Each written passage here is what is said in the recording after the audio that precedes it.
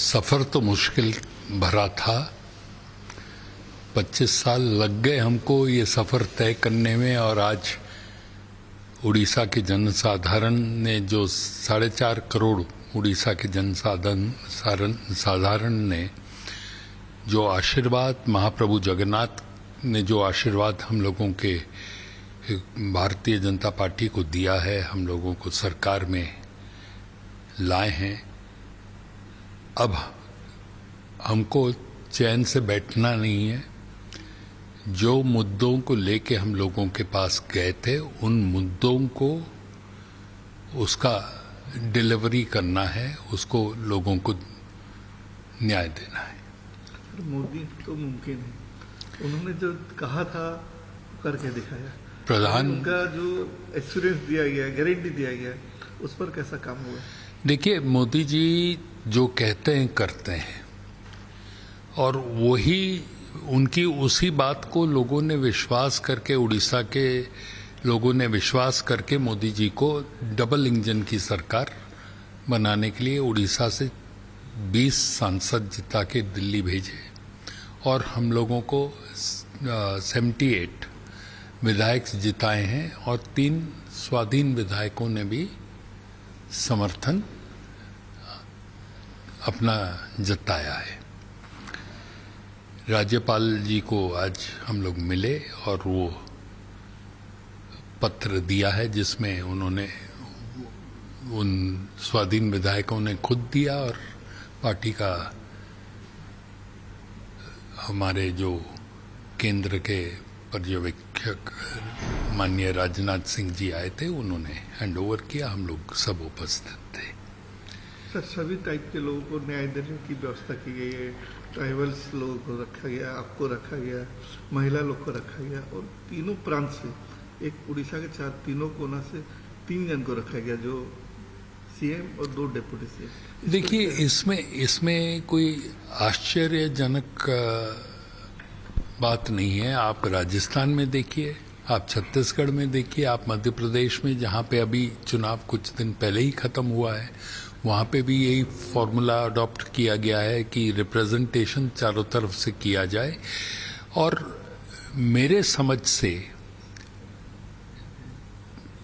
Division of work जो किया गया है, मतलब अभी 3 लोगों को, राज्य के लोगों को काम उनका करके देने का जो दायित्व दिया गया है, इसमें हम लोग ज़्यादा फोकस करके, ज़्यादा काम करके लोगों को दे पाएंगे। जो मुद्दों को हमने अपने मैनिफेस्टो में दिया था, या जो चुनाव के टाइम में माननीय प्रधानमंत्री जी ने, अमित शाह जी ने, या अपने विधायक प्रार्थियों ने, सांसद प्रार्थियों ने जो अश्योरेंस लोगों को दिया है, उसको हम उन अश्योरेंस को लोगों को पहुंचाने में खरे उतरेंगे। सर, आप एक राजनीतिक परिवार से हैं, आपके ग्रैंडफादर भी चीफ मिनिस्टर थे, और कहा जाता है कि उनके समय ही कुछ विकास हुआ था पश्चिम उड़ीसा में।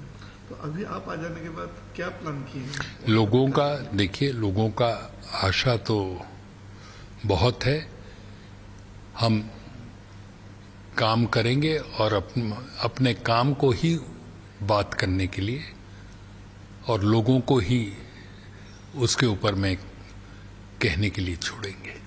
सर, ऑपोजिशन भी काफी स्ट्रांग रहेगा इस बार, तो कैसा विधानसभा हम में उनको भी लेके, उनको भी साथ लेके चलेंगे। हम लोगों को किसी का विरोध नहीं करना है, या किसी का विकास उड़ीसा का है। वो भी चुनाव जब लड़े थे तो उड़ीसा के विकास के लिए ही उन्होंने बात अपनी रख के वोट मांगी थी।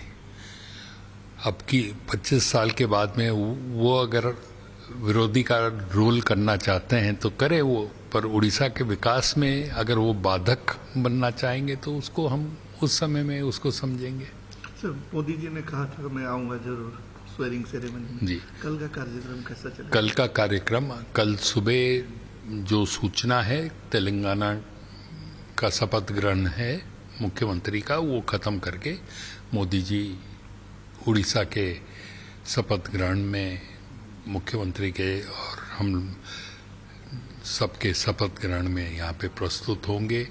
अन्य राज्यों से भी मुख्यमंत्री लोग आ रहे हैं जिनकी यहाँ पे कार्यक्रम की सूची आ गई है प्रशासन के पास।